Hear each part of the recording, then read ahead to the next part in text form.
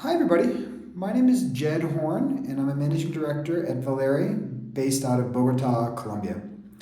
I'm here to talk to you a little bit about how you can incorporate a new world of AI and automation tools into your workflows, particularly in the context of international development teams.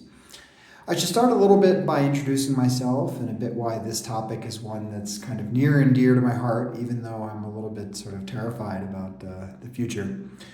I've been at this for longer than I want to admit. I actually just had my 20th college anniversary out of MIT, where I studied back in the pre-iPhone days. And then I had about a 15-year career in Silicon Valley. I was at Apple, I was at Uber. And in many respects, I'm really a dinosaur. I'm used to using these tools like VI and just looking at command line output, see what's going on. And I've sort of had to let go a little bit, right, in my relationship to AI. And that transformation has really come as I've started to build teams. Once I left Silicon Valley in 2018, I moved to Colombia, and I've been since then running small to medium to large scale teams up to anywhere from first group I was at was about 5 people up to about 40. The biggest team I led was in an international fintech here where I was about 100. And then I built out a team for Valere in the middle of that range, about 20 or 30, all of which have been super interesting for a couple of reasons. One is that when you're working with teams that are international, communication and management of these large-scale projects is key. And the other part, obviously, is that the language barrier can be something that really is important when you're working internationally. So for that reason, I've spent a lot of time and put a lot of effort into creating the right tooling environment so that we can do our best work as a company. So I hope that I can provide you guys with a little bit of my expertise in this area. And again, it's been a personal transformation for me. I've had to say, okay, what are the tools that I can grow, not just as a developer, but also as a manager? Those things fall into a couple of buckets, and I think it's good to kind of break them down in that respect. The first one are a suite of tools that are designed really for automating coding. I think it's very, very important to keep in mind that that's not a goal in and of itself. It doesn't matter if you're just turning out a whole bunch of crap, if you can do it more quickly. You have to really know what you're doing. But the idea is that if you're going to automate code, it should free up your senior engineers, your potential senior engineers, very important when you're thinking about team growth, to begin thinking about what matters more in a programming environment, not so that they can just free up their time. I'm thinking here about focusing on semantics. I'm talking about design patterns. I'm thinking about things that AI is not yet really great at, but where your top engineers will be able to take advantage of AI so they don't have to do rote things. And then all of a sudden they can begin thinking about how to make your code more collaborative. The obvious example there is GitHub Copilot. We at Valere have integrated GitHub Copilot with VS Code. It's just sort of a baseline about how you want to operate. And what that does is it means that you don't have to think too hard about some simple algorithms or go up and go on Stack Overflow to find something. All of that's there. But what happens? You're going to need to integrate that with a robust code review, pair programming type work, again, to potentialize the efforts of your more senior engineers, and you can get the younger ones to make sure that they're learning. And then the other part, of course, is that with these tools, you can automate test creation. So that's, again, useful not in and of itself, but where you can automate away these kind of repetitive tasks and think about the quality of your tests and what it is that you're trying to improve. And when you do code reviews, make sure that you're enforcing standards that will allow for collaboration. There's a whole host of other tools, a couple that I like kind of in that space around automating the coding process itself. Our Sonar Cube, which is you can integrate often doing automated static code analysis when you're using particularly GitHub pipelines. Tab 9 is another one, which is an AI assistant supporting dozens of languages and different IDEs. And so I think that's something that'll help you, particularly when you're working with coding style. On the more sort of repetitive task parts, what you don't want to avoid, or what you want to avoid, is the thing that I used to do a lot as an early engineer, which is spending a lot of time pushing buttons on a command line and running pipelines and doing my own deployments or whatever. You want to avoid as much of that time as possible. There are now very good ways to use AI to create automated CI/CD pipelines with Jenkins.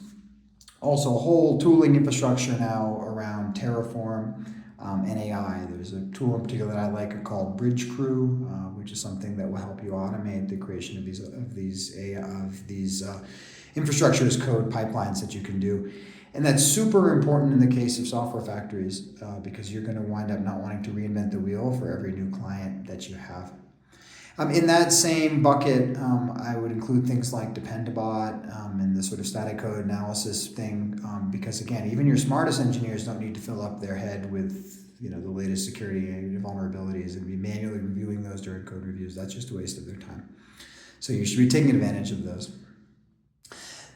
In another bucket, and I think this is what I alluded to earlier, are collaboration tools, particularly when you're working internationally. There's a number of tools now which are tools you're probably familiar with, but have begun incorporating AI and different kinds of machine learning pipelines into the way that they think about creating tasks for project management and et cetera. A tool that I like for identifying process bottlenecks is called Linear B, something worth looking at. Now Miro and Figma, these kind of design tools also now, just like with coding, automate away some of the mundane tasks, make sure that your things work. Again, I can't emphasize this enough, not because you want to spend less time doing it, but because you want to free up those big brains that your engineers have to be able to collaborate. The other one obviously is Slack. So now with Slack GPT, there's AI integrations there, and what that can do is facilitate communication. Helpful as well when you're working with engineers whose first language isn't necessarily English, to begin correcting and working on all of that. There's a final set of tools here which I think is important to mention, and that is that at Valere, there's a distinction between what we call AI, which is sort of a level of abstraction above. We can create chatbots, we can use ChatGPT to help automate processes, etc. But if you really need to be deep down in the weeds on machine learning development, it's really nice to start thinking about using tools that are designed for that. So here I'm talking about TensorFlow or Google Auto ML or OpenAI Codex, tools that will really help you potentialize the data scientists and machine learning engineers on your team, which are very specific. I think it's super important when working with these tools to keep a couple of ideas in mind before I let you go, and this is what I'd like to leave you with. The first is that teams don't learn how to use these tools in a responsible way on their own. So it's very important through different kinds of educational initiatives and also self-directed programs where you do, say, for example, a weekly show and tell, or have somebody bring an example of how they incorporated AI into one of their workflows to the rest of the team. I found that to be super effective, and it's something that during my time at Uber and Apple in a different context, I found extremely useful. I mentioned earlier the importance of code reviews for the reason that I said you don't want to get this kind of copy pasta or spaghetti code, just let it run away from you, right? You need to have that kind of control. And one of the easier ways to do that is to start small. Particularly for more junior engineers, make sure that you have a clear, deliverable, agile project that you can do with AI before you start thinking about some of the larger transformation work that you might be doing. Can't emphasize enough the importance of metrics, right? So there's a bunch of tools, Clockify, some others that you can incorporate into the IDEs of your developers and make sure that they're spending their time effectively. And you just want to test and experiment, right? Understand, okay, am I actually being more efficient, or am I spending more time, even though I'm writing code initially, am I spending more time going back and kind of working out the machine-generated junk?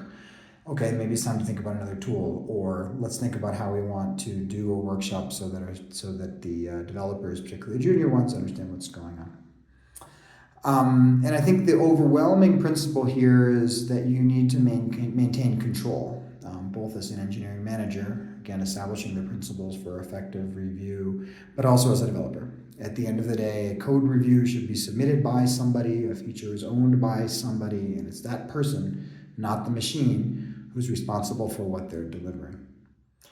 I hope that those are some useful tips as you begin to explore this new universe. For me, it's been a fascinating journey. Again, I consider myself a dinosaur in some respects, and so this is why this is something really, really near and dear to my heart.